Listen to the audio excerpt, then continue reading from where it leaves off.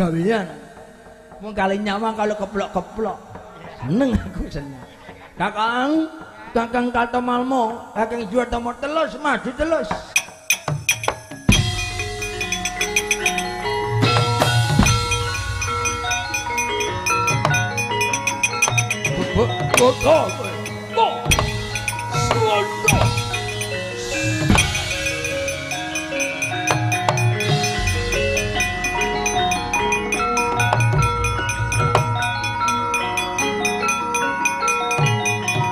Semar maju Semar.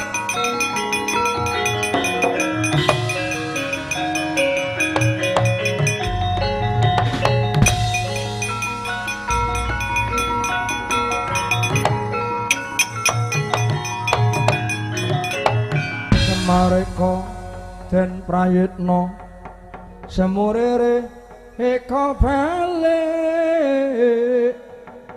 ditiyani gondayani Trisanya Purnama Siti gilar-gilar dengaing lantar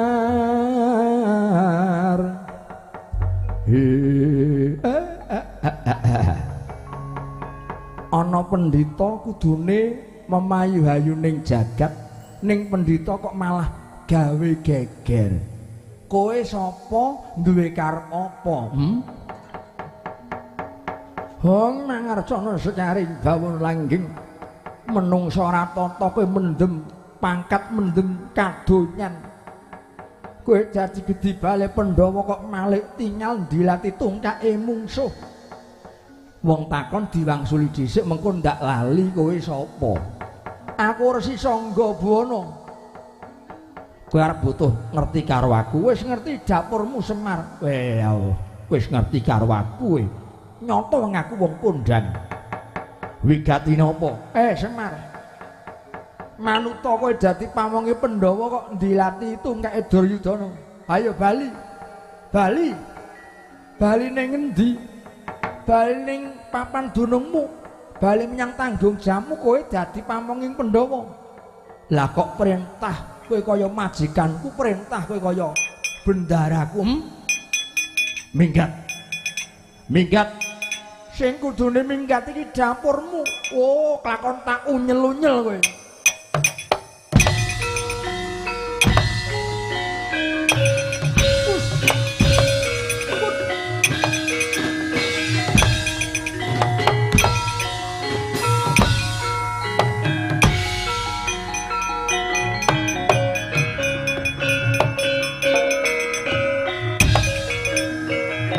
Ayo ora apa-apa.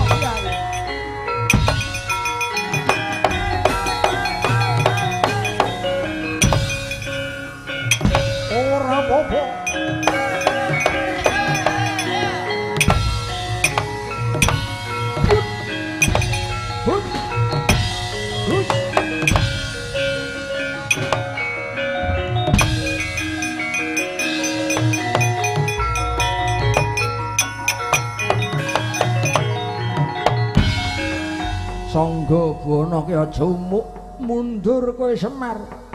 Tak jajal aku ngetokke daya mukjizat pengabaran guntur geni tampanana Sanggabana.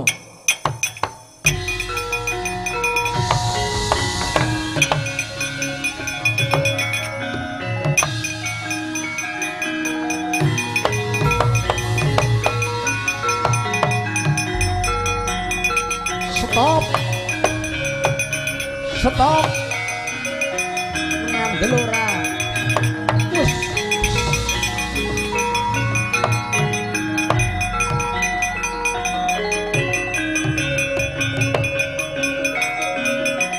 Wis.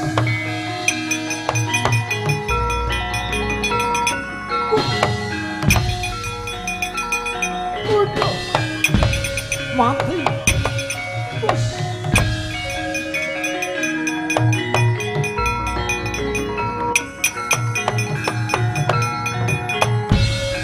Silungke ganti kalindhe Noyanayo Baskara Titi Mangsa Resi Sanggabana tandhingipun Ki Lurah Semar Badranaya danguning dangu pinusik keparinging Hyang Widiwasa kekalipun babar jatining wujud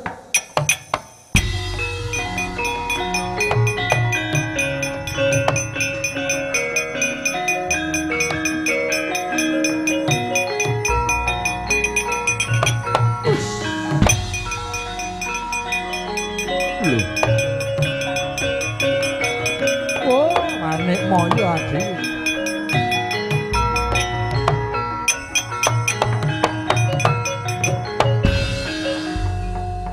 Lah kok kowe tak bedhek kok meleset. Sing membo-membo wujude aku lah kok dudu togok lah kok malah kowe Bathara Guru. Kakang Semar yo pancen panjenengan ulun kang membo jeneng kita. Njuk duwe pamrih apa kowe Manik Maya? Kok kowe membo dadi Semar? Apa karep ndemeni bojoku Kanestren? Apa duwe pamrih piye kandhakna? Ingkang sepisan Kiai, nggon ulun membo dadi panjenengan merga ulun priksa lamun to Kakang Semar murca saka Karang Gedempel kanggo nyapih lakon kang kasandang dening titah ulun rewangi membo dadi panjenengan Kakang Semar Badranaya. Ingkang angka 2 piye? Sak temene ulun iku mung ngayomi kelawan yoga ulun Bathara Kala. Merga Bathara Kala iku ing sak mengko bakal golek pangan. Wis uninga kalamun Pandhawa lan para titah ing bumi Nusa Jawa tininggal dening Kakang Semar.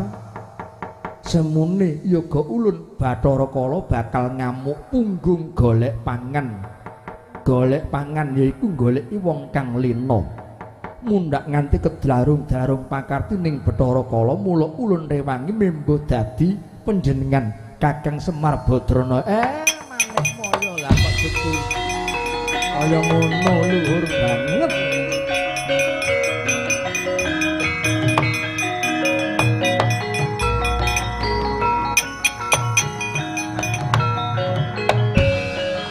Dewaya nuntun aprangsaya kang samya sarsaran Narada ngewalani Jawata Sukamulat.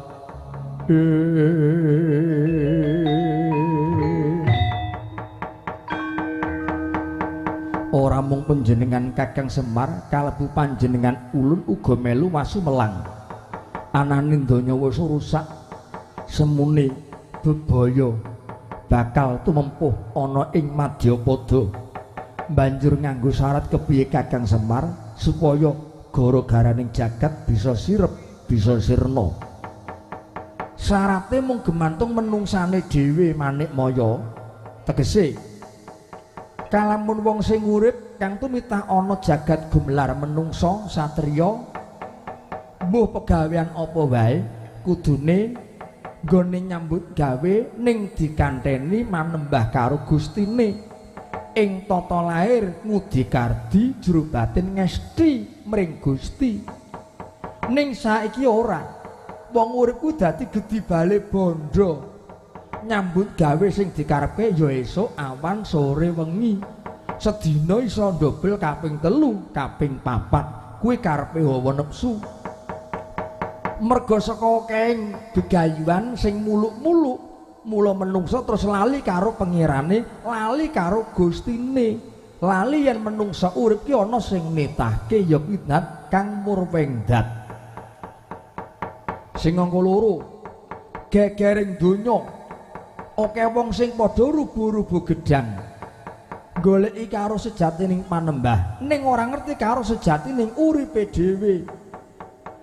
Mula sadurunge ketemu karo sing gawe urip prayogane golek ana uripmu dhisik supaya kowe bisa weruh ngerti karo sejatining urip. Yen bisa weruh ngerti karo sejatining urip iku ingkang den arani makrifate sahadat. Kuwi makrifate sahadat. Selama urip ora nate ketemu lan ora ngerti ora weruh karo uripe dhewe. Tekanku kuting jaman ora bakal weruh ora bakal ngerti karo sing gawe urip Manik Maya.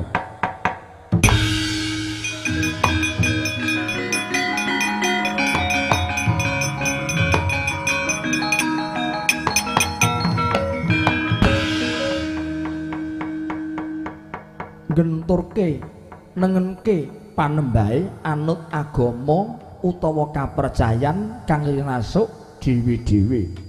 sewu cara, sewu dalan. Mergo agama ki tanpa beda kaya dene kendaraan. Nganggo Avanza ya kena, Kijang ya kena. Nganggo mobil XL7 ya kena. Sing baku dudu kendaraane ning tujuane. Kekarepane manembah karo sing gawe urip supaya aja bingung mengkono Kakang Semar. Iya. Yen wong urip kabeh padha nindakake piwulanging agama suci lan kudu ngerti hakikate, aja mung trimo ngerti saringate. Merga yen saringat kuwi garapan jaba, garapan lahir. Ning nek hakikat kuwi garapan jero, garapan batin. Wong munggah pucuk ing gunung, saka lor, kidul, wetan, kulon, kuwi ora apa-apa sing baku sing digayo ning pucuk ning dhuwur, kepengin manunggal karo sejatining dat kang murwing dat. Nganggo gegaran manembah eling marang kang nitake kena kanggo nyegah tumangkaring hawa nepsu. Ning nek mung uja nuruti karo pepenginan, nuruti karo hawa nepsu, lah mbok donya arep dieperi manikmaya.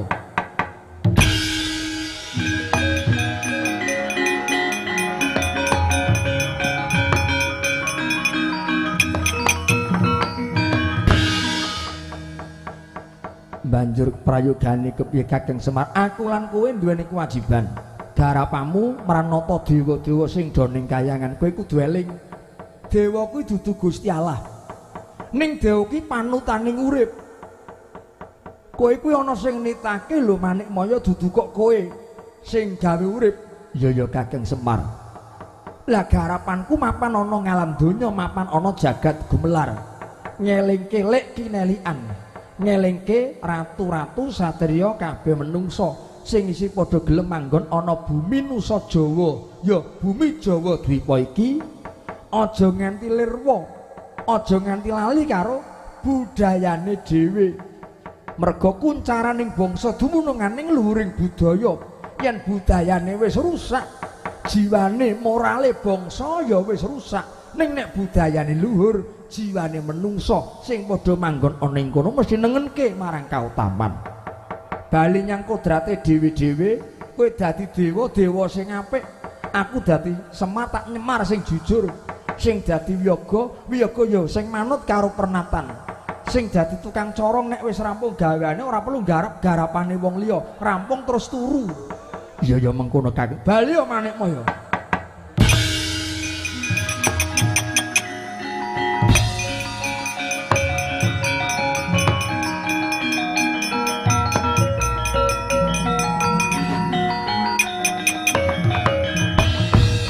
Ana kidung rumeksa ing wengi, teguh ayu luputa ing lara, luputa bilai kabeh, ngusap ponang kuncung danyange wong tanah Jawa. Mantek dayane Caraka balik ngotho Bogama Yanya Jatapalawa Satada Karacanaha. Ana daya luweh nempuh mring angganipun Sang Hyang Kala.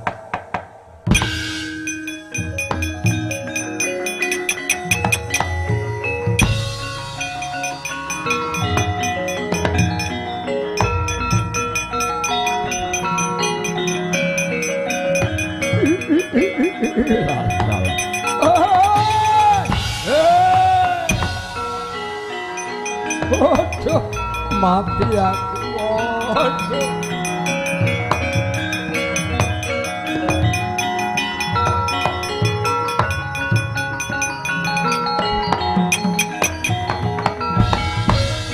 Bathara Kala kok ngeler siung. Wong durung wancine Bratayuda kok ngeler siung. Oh, aduh wa Siwa Semar lepat kula nyuwun pangapunten wa. Yektosipun kula menika badhe pados tedan midherek keteranganipun Ibu Betari Durga, Pandhawa niku dadi mangsane Bathara Kala awit lare ingkang Mala Sukerta. Kowe arep mangan karo Pandhawa anggepmu apa? Lare gangsal sedaya mongko jalu wa.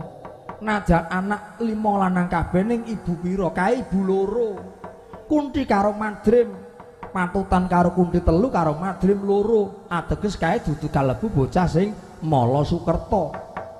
Upamane kok dianggep bener bocah sing mala Sukerta maton ana Semar, aku sing sagung ruwan, aku sing sagung dandani. Mula kowe ora kena mbadhok, ora kena mangan Pandhawa kae momonganku. Kae Satratama sing bakal ngalahke watak murka. Oh, yen ngaten kula trimah. Upami kula mboten mangsa Pandhawa namung trimadipun paringi sirahipun salah setunggal kula trimah. Wo. Tak ijoli nganggo klapa segantet. Oh, duh, cilaka kula yen ngaten. Wo, kula cilaka. Lengenipun kula trimah. Lengene tak ijoli nganggo tebu wulung. Rambutipun kemawon kula trimah. Rambuté tak ijoli nganggo pari sesumping. Wis arep njaluk apa? Tak ijoli. Kula kepengin ngombe getih. Tak ijoli nganggo banyu godhong tawa. Kala kuwi wektu kena dipangan, kowe kena mangan sapa wae kalamun wong sing lali karo wektu. Wektune manembah, wektune ngidum, wektune nduweni tanggung jawab, wektune nyambut gawe nabuh kok malah ora menyang, kok ora mangkat. Lah aku jenenge lirwa karo wektu. Wanci bedhug, wanci surya, mlaku kok ora ngidung, kuwi wong lali karo wektu, kuwi dadi panganing kala. Papanmu dudu ning kene, bali ning dangkamu. Jim setan priprang klengklek balung ngatandak gawen minggat saka kene kala. Oh iya.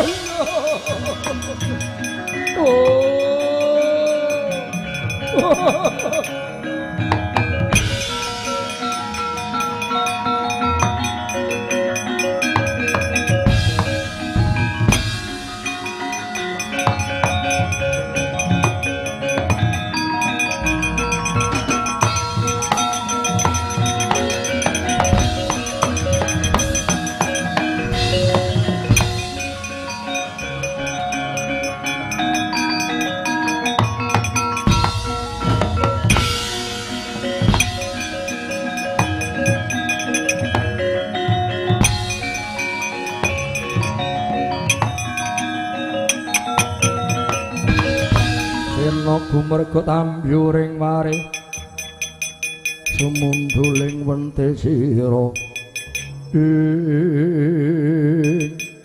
dadangipun Kakang Dimas Werkudara tak jaluk Kyai Semar Badranaya usaha dadi pamonging Kurawa, pamonging negara Ngastina Geniya.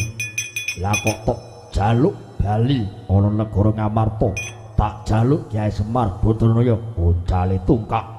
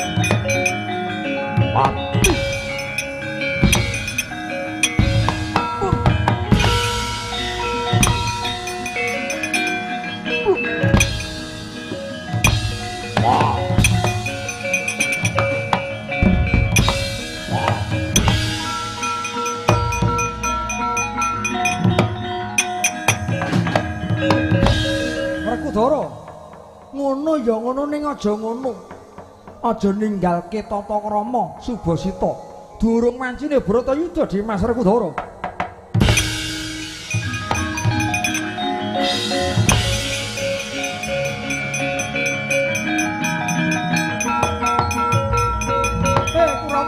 maju Kurawa.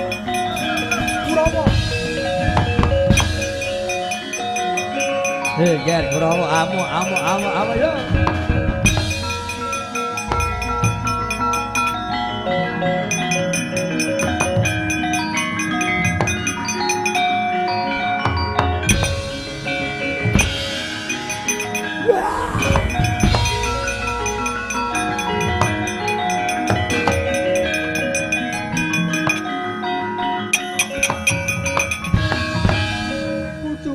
Antasena Mbah Durna kok mlayu-mlayu.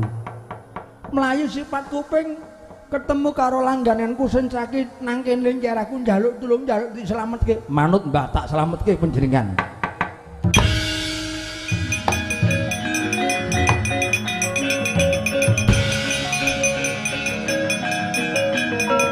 Manut tak slametke.